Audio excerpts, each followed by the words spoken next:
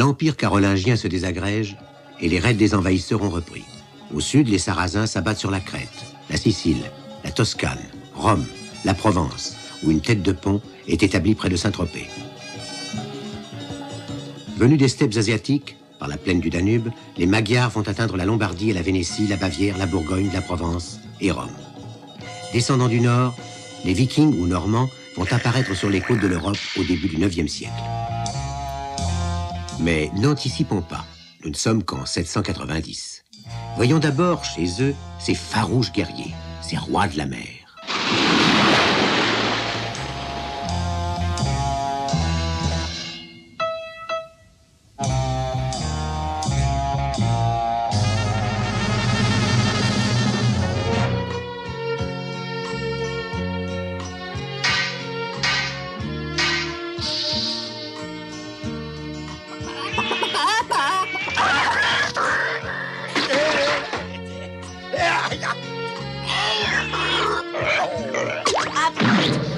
Toutes ces activités nous sembleraient plutôt pacifiques.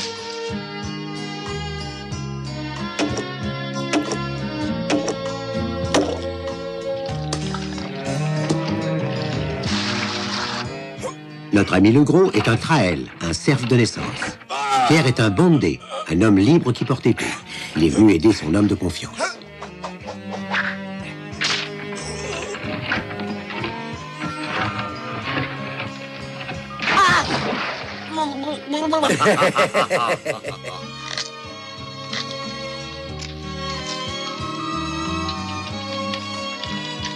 Oh. Comment faire? Prends ça. Bonne idée. Voici venir le Jarl, le chef. J'arrive, me voici. Que suit son fidèle homme de confiance. Qu'est-ce qu'ils font là?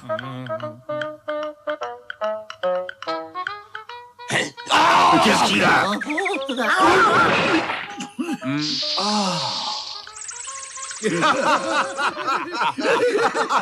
Les femmes, elles, ne se moquent pas du maître. Bien, ça te fera du bien. Et toi, l'esclave, viens ici. Quoi? Là, tu ris? Doucement. C'est mon homme de confiance. Bon. Chef.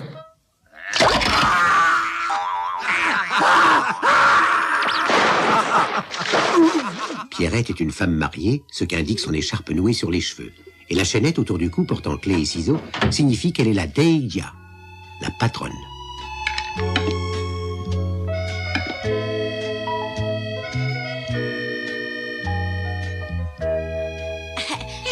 Ça sent bon.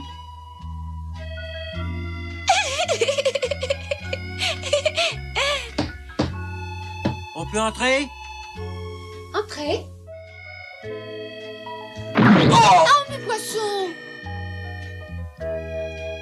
Maladroit. Ah bon, ça va, ça va. Oh! Encore? Il y a pourtant bien une solution. Et voilà. Oh, et moi? Non, mais dis donc. Allons, Pierrette, la monogamie n'est pas encore inventée. Regarde, un peu de patience. Des algues braisées. Mais c'est tout ce qui me reste. Bientôt, nous chasserons des épaulards grands comme ça. On pourrait peut-être boire une petite bière. Tenez, les hommes. Ah non, pas toi. À 14 ans, quand tu seras un homme.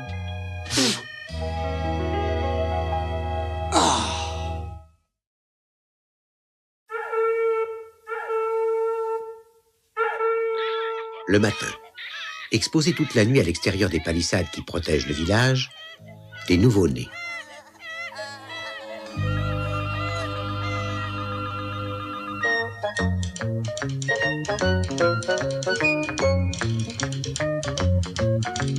C'est lourd.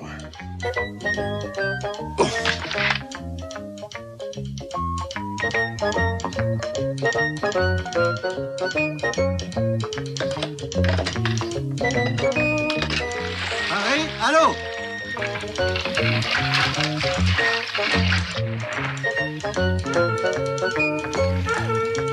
Sous les ordres du Jarl, tous les hommes partent pour une campagne de pêche. Les femmes et les enfants du chef, légitimes ou non, sont venus saluer le départ de leur seigneur et maître. Pierrette prépare le pain d'écorce de bouleau, signe des temps de disette. Dis donc, et si on allait à la chasse au duvet d'air? Oui, je suis d'accord. Allons. Oh, attends. Les chapardeurs sont toujours punis. Attendez, les enfants. Tenez. Voilà pour vous.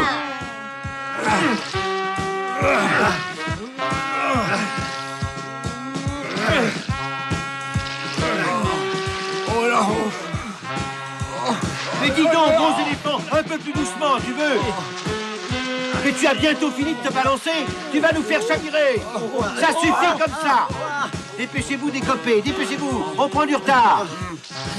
Allez. Allez, viens prendre ma place à la barre. J'arrive. Oui, mais faites attention, Eh, la seule ça va pas s'arrêter, non.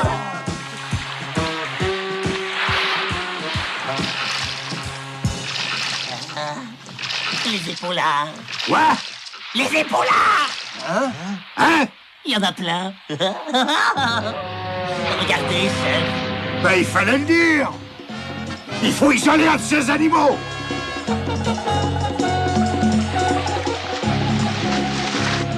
Et Pollard, tribord, il pique droit sur nous.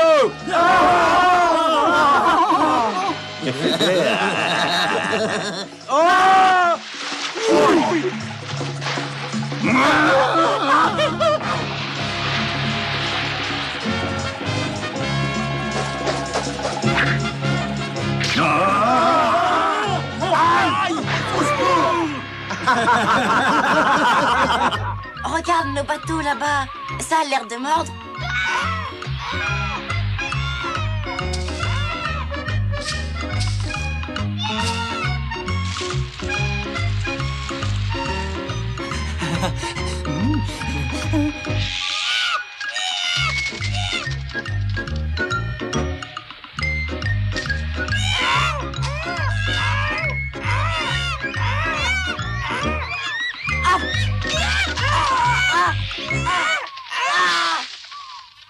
Pierrot! Où es-tu?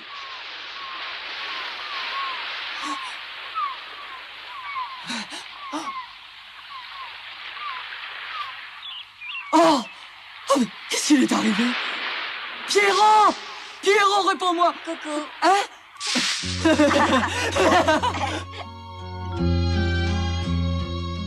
En tant que fils du chef, j'ai droit à un plein panier de duvet. Donne-le-moi. Ça y est, il s'échoue. Victoire, il est à nous. Hop, hop, hop, hop, hop. Regardez ce qu'il fait, chef. Hein? Vous pouvez faire aussi. Ah, ah, Rien de cassé, chef. Quand les bateaux s'en vont, sur la grève subsiste seule la carcasse de l'animal dépecé. La chasse a donc été fructueuse, et c'est la course pour le retour. vous me paierez ça. Attendez un peu.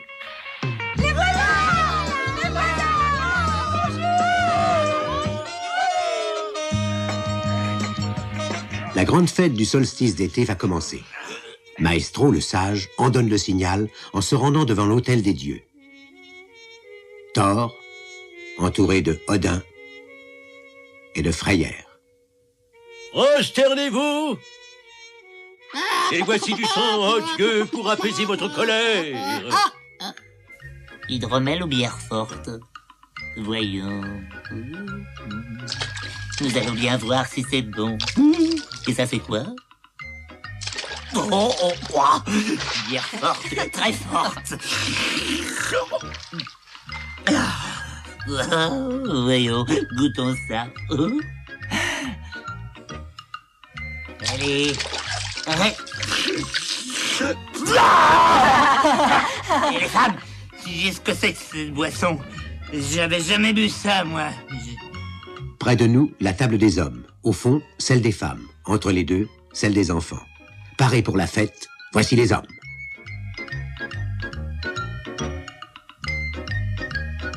On va lui faire une blague.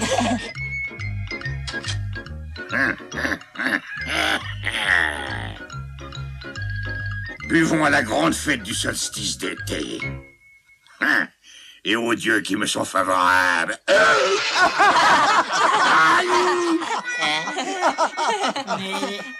Mais où il est passé?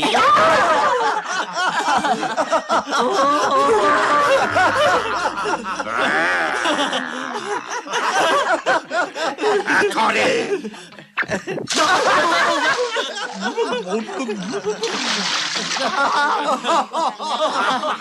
Petit Pierre et petit Gros qui ont fait le coup.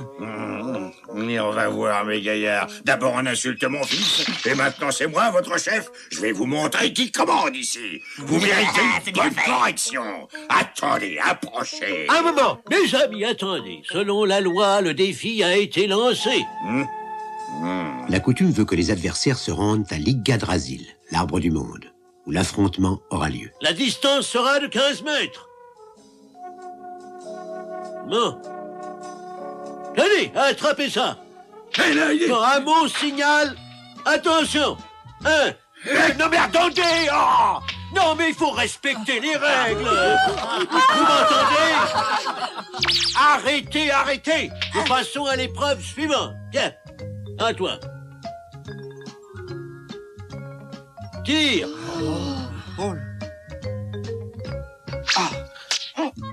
À ton tour. À moi. Tire. Mais tire. Attention. Oh, mais qu'est-ce que tu attends? Mais ça dépasse tes bornes, c'est pas croyable. C'est gagné. Et là, lâche ça. Aïe.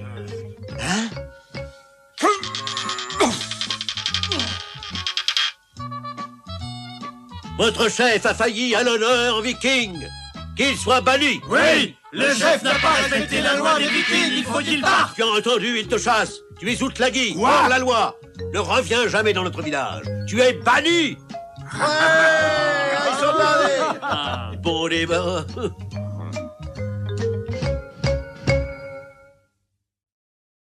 Les Vikings ne se nourrissent pas seulement de gros poissons. Et ce matin-là, Maestro et ses jeunes amis Vous vous rendez compte les bons que font ces saumons? Oh.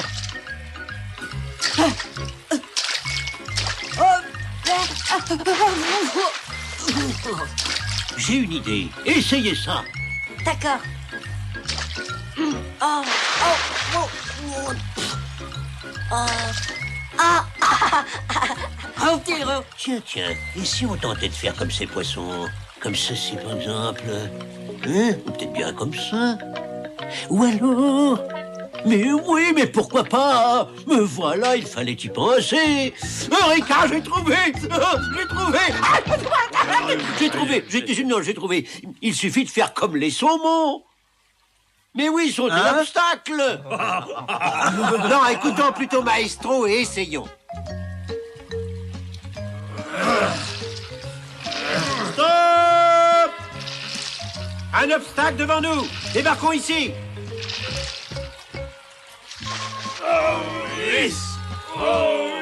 Posez le bateau sur les rondins et roulez. Voilà, comme ça. C'est ça, continuez. Continuez. Continuez, c'est bien, continuez.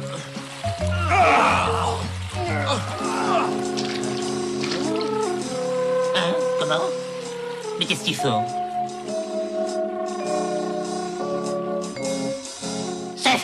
Chef, venez Quoi? vite. Venez voir ce Allez, qu'ils font. venez vite. C'est pas croyable, regardez. L'idée est bonne. En procédant de cette façon, avec des bateaux légers, nous pourrions attaquer les villages des hauts plateaux. Vu?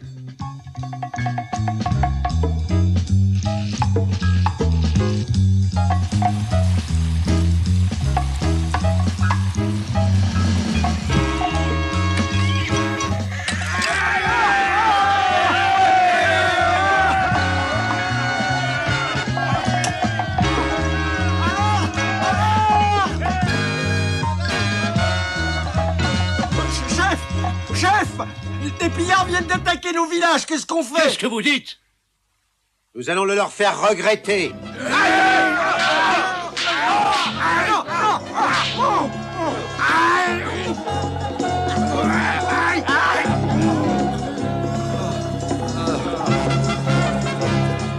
Il faut organiser des représailles, Ils chef. sont trop nombreux. Par la mer, la nuit.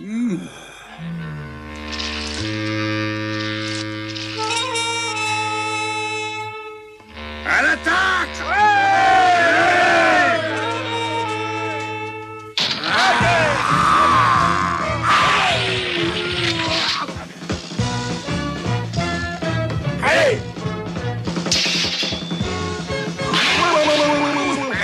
Attendez un peu!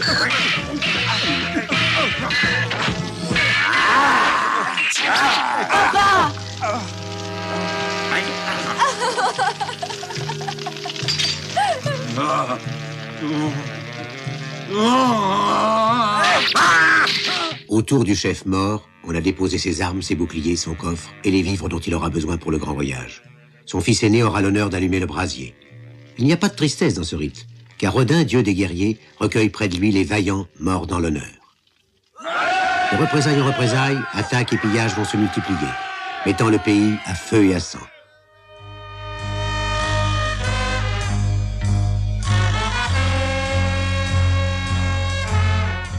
Amis, désormais, plus de pillage entre les peuples nordiques. Unissons-nous et construisons de grands bateaux pour aller chercher au loin nourriture, femmes, richesses, esclaves, terre où établir nos enfants. Allez, allez, allez!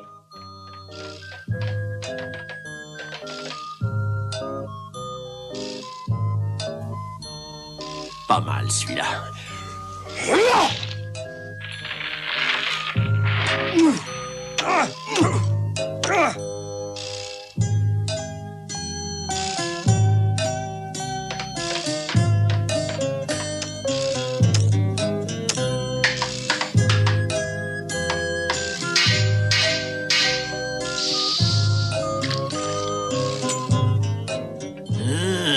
Peut-être que l'on pourrait... Mais tiens, pourquoi pas? Et là! Nous ne sommes qu'en 792, pas encore en 1492, voyons. C'est vrai. 16 bordages de chaque côté, rivés ensemble et se chevauchant. Oui, oui, oui.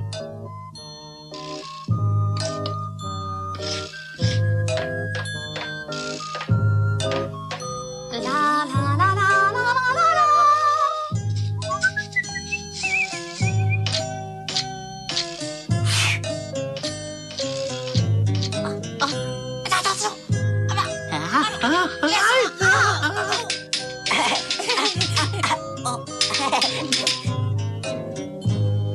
Les bateaux sont prêts. Il vous faut élire un chef. Parmi ces candidats, qui commandera la première expédition? Choisissez. Voici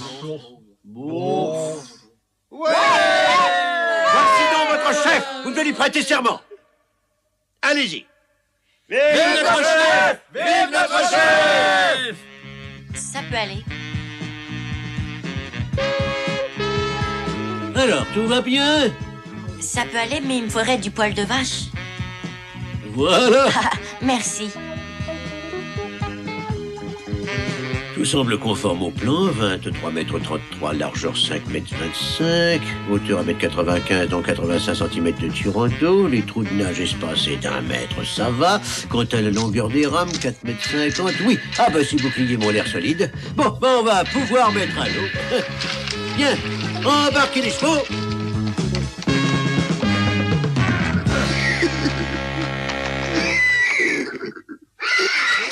Arrêtez, voyons!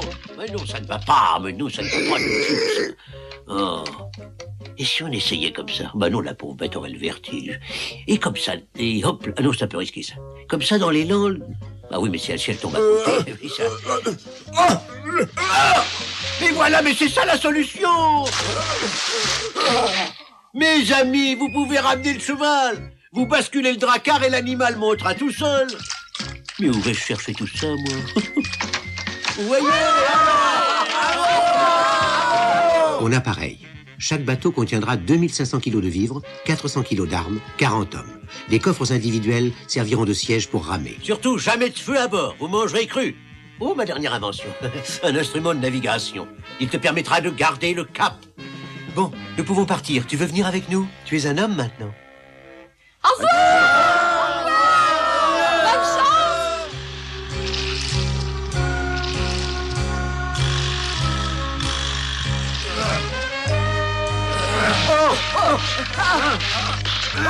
Il n'est pas facile de se servir de l'instrument de maestro dans une brume pareille, et le chef décide de lâcher les corbeaux.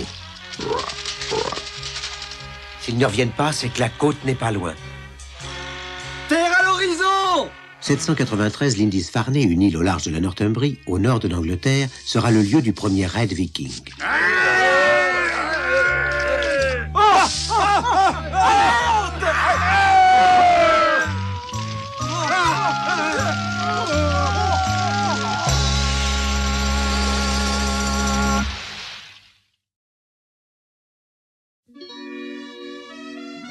Jouis bien de ta tombe, dit une inscription sur la pierre.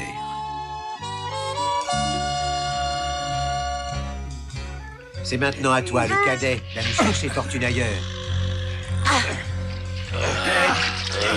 Bon voyage et bonne chance. Mon voyage!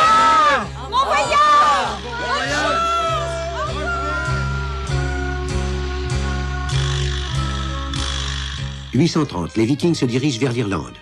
Torkil, chef norvégien, en entreprend la conquête. En 839, il est proclamé roi de l'Ulster. 840, les Vikings sont maîtres des Pays-Bas. Les Danois remontent la Seine jusqu'à Rouen.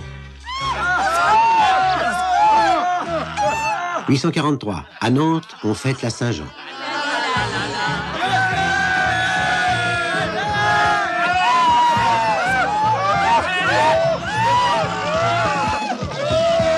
En 844, les Vikings remontent la Garonne jusqu'à Toulouse. Ils pousseront jusqu'en Espagne. En 845, 120 navires remontent la Seine. Paris est ravagé. 850, la Tamise, la Seine à nouveau, la Loire. 856, 857, Paris est en flammes. 859, à la tête de 62 navires, Hastings quitte l'embouchure de la Seine. Ces bateaux vont contourner l'Espagne, passer Gibraltar. Ces Vikings vont vaincre les Maures au Maroc, piller Mercie, les Baléares, le Roussillon, la Camargue. Puis ils iront en Italie, vers Pise, Luna. Mais là, à l'abri de solides murailles, la ville résiste. Nous n'arriverons jamais à entrer là-dedans. Chef, j'ai une idée. Si vous vous dissimuliez avec les armes.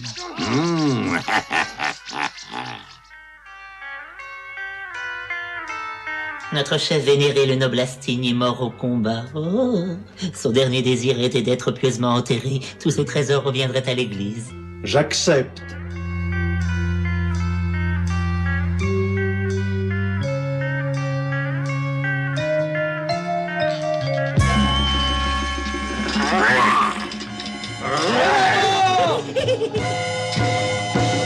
À l'attaque, pas de quartier.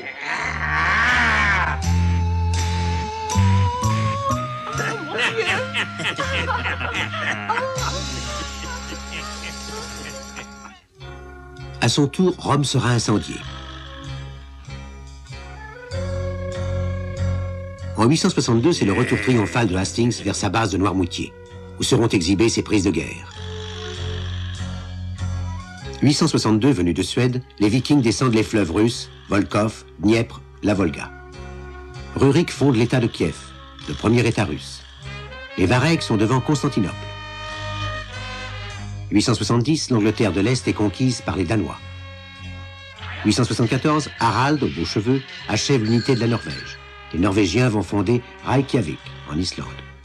880, invasion de la France, de la Belgique et de l'Allemagne. Les navires vikings sèment la terreur sur la Seine, la Somme, l'Escaut, la Meuse, le Rhin. 885, devant Paris assiégé, 700 navires s'étendent sur plus de 3 km.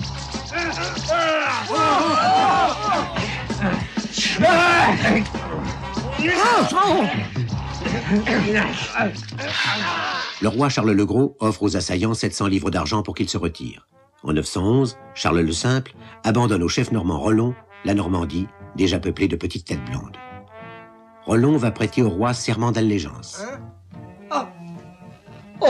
982, Éric le Rouge débarque au Groenland et d'autres expéditions atteindront même Terre-Neuve et le continent américain.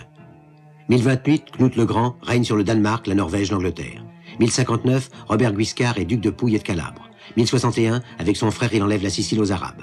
Les Normands vont arriver aux portes de Constantinople par les Balkans cette fois. Guillaume de Normandie a débarqué en Angleterre pour revendiquer le trône. Le roi Harold vient à sa rencontre et ce sera la bataille de Hastings. Guillaume sera roi d'Angleterre. Guerriers, mais aussi marchands, colonisateurs, les Vikings ont atteint et souvent repoussé les limites du monde connu de leur temps, car leur route n'a pas seulement été jalonnée de combats et de sang. Et en 1096, ce qui avait été la païenne fureur normande combattra lors des croisades au premier rang de la chrétienté.